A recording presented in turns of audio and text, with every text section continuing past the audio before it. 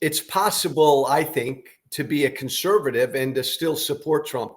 Is it possible in your mind to be a true conservative and say, I'm supporting Kamala Harris this year?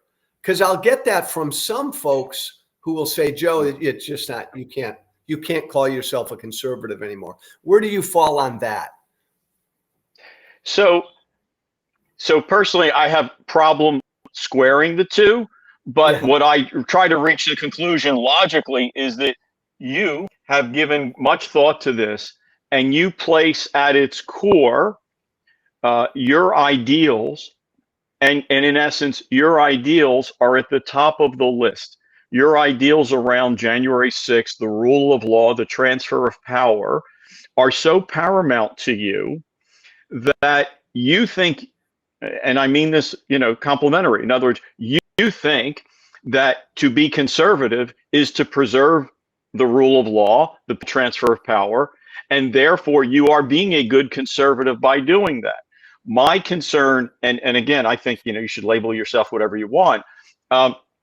I think that given what we saw during COVID, given what we've seen in terms of school districts and city policy and criminal justice, that the other stuff, to me, if you will, trumps all that.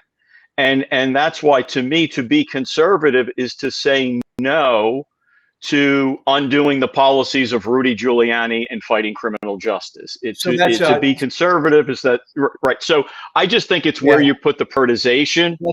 So can you do it? Sure. Yeah, and Guy, I really appreciate that. That's well thought out. I went at it with Pierce Morgan a few weeks ago because Pierce said Joe Walsh, Liz Cheney, Adam Kinzinger, all these people have become so deranged by Trump that they've abandoned their principles. And my response was what you just said. In essence, my highest principles are democracy and the rule of law, and disagree with me, but I consider Trump an existential threat to both.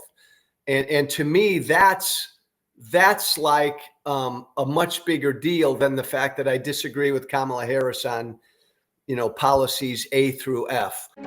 The Social Contract with Joe Walsh, every weekday on all of my social channels, 8 a.m. Pacific time, 11 a.m. Eastern time. Spread the word, spread the gospel.